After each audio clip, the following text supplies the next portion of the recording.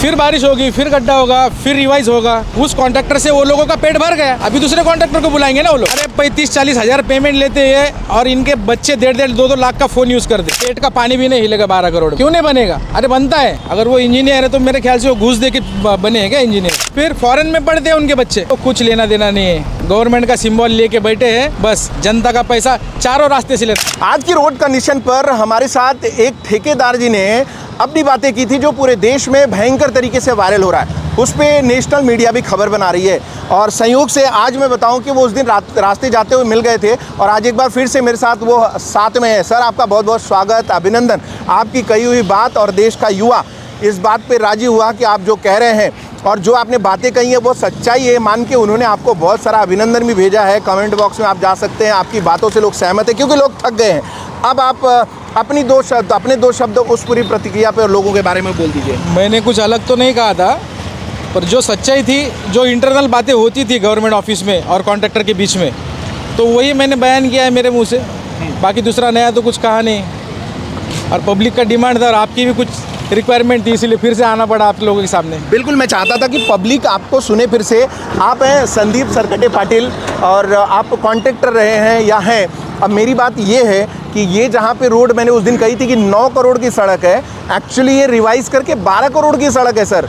3 करोड़ बाद में रिवाइज़ करके लिया गया है। कॉन्ट्रैक्टर को उन्होंने ब्लैकलिस्ट कर दिया, ऐसा उन्होंने कहना है कि मैंने रिमाइंडर दिया। अब उनके बीच क्या कम्युनिकेशन हुआ है वो मीडिया को RTI मारने के बाद मिलता है, वो खुद नहीं देते हैं। और अगर हम फ़ोन करें, जाएं, उनसे बात करें तो वो बात नहीं करना चाहते हैं। तो ये जो कुछ है इसको आप क्या कहेंगे? दूसरी एक चीज़ है कि वसई विरार का कोई भी सड़क हो, कोई भी एरिया हो, यहाँ पे आप देखेंगे कोई भी बोर्ड बैनर नहीं लगता प्रोजेक्ट का, जो कि नियम है सरकार का, कानून है कि अगर आप कोई रोड बना रहे हो तो किसके बजट से बनी है, क्या बनाई। तो इसके बारे में विशेष बताइए कि अगर ऐसा अनियमितता हो रही है तो क्या जनता कोर्ट पे जा सकती है? मतलब आपको लोगों को एक बार असिस्ट करना है, एजुकेट करना है कि इस मामले में क्या हो सकता है। पहले तो ये सवाल का जवाब ये है कि 9 करोड़ से 12 करोड़ का जो सैंक्शन हुआ और अभी हमारे सिटी इंजीनियर प्रदीप पाचंगे जी का बयान है कि बारिश की वजह से ये टूट गई सड़क। अब आप बताइए सर। अभी देखो, उनका बोलना है बारिश की वजह से टूट गया।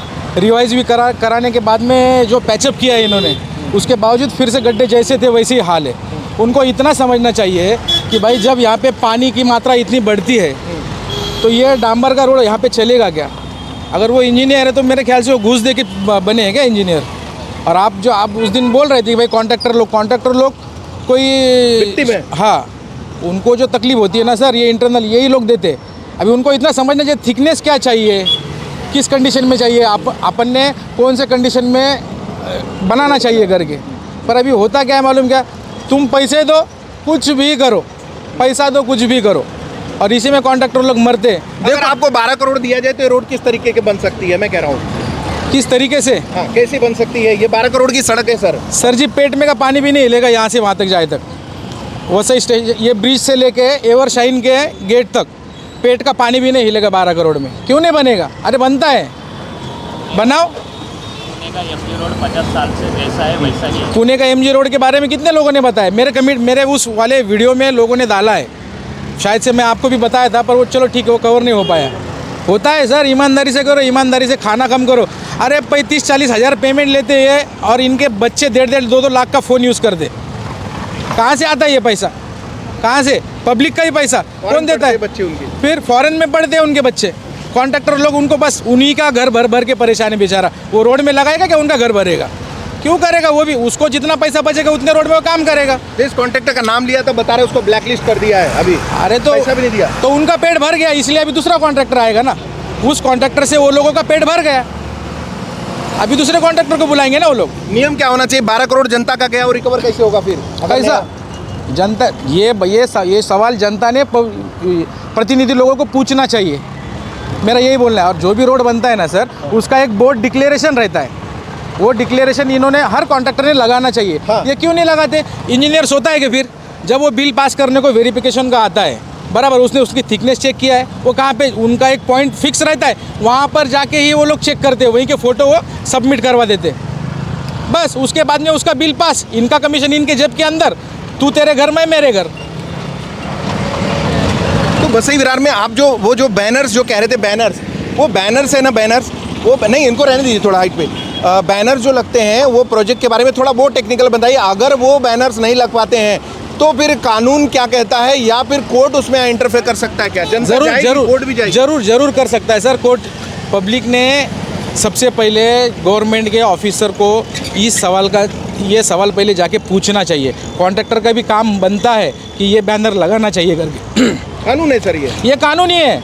कोई भी रोड, अभी बड़े बड़े हाईवे के प्रोजेक्ट देखिए आप, कितना पैसा लगा है, कितना बजट है, ये सारा का सारा उसमें दिया होता है। यहाँ पे लगाने में अरे ये लोग खा के बैठे हैं ना, ये क्यों लगाएंगे सर? ये पैसा खा के बैठे हैं इसलिए ये बोर्ड नहीं लगा सकते। मूल बात ये है। उनमें इतनी हिम्मत है ही नहीं, क्योंकि सब चोर है, सब चोर है। जी तो आप सोचो ना सर, 50-60 हज़ार रुपये पेमेंट उठाते, 1.5 2 लाख का, ये इनके बच्चों के हाथ में तो फ़ोन है। 2 2.5 करोड़ के फ्लैट में ये लोग रहते। इनका अगर प्रॉपर्टी चेक करेंगे ना सर, तो बोलो मेरे को आप, करोड़ों में खेलते हैं लोग। हाँ, किसके पैसे पे? जनता के पैसे पे। 50,000 की पगार में आम आदमी EMI नहीं भर पाता। 50,000 की इनके पास बंगले हैं, फ्लैट हैं, गाड़ियां हैं, फॉर्च्यूनर है और बहुत सारी प्रॉपर्टीज़ है। तो सर ये जब जॉब पे आते हैं ये सारे लोग ना, एक बात बोलता हूँ, ये टारगेट के हिसाब से आते हैं कि आज इतना बिजनेस और इतना पेमेंट लेके ही जाना है घर पे।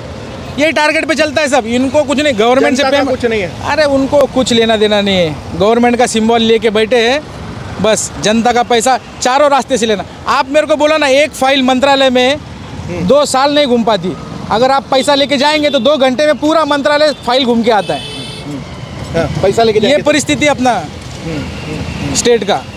और कोई भी मंत्री के ऊपर ब्लेम नहीं है। देखो उनको, वो उनके कार्यकर्ताओं को बड़ा करने के लिए काम देते, पर विदाउट कमीशन कोई देता नहीं है सर। सर जो पैसा दे रही जनता का क्या 60% 70% खाएंगे तो जनता सिर्फ उनको वोटिंग के टाइम पे चाहिए। बाकी 5 साल 4.5 साल उनको जनता से कुछ लेना देना नहीं।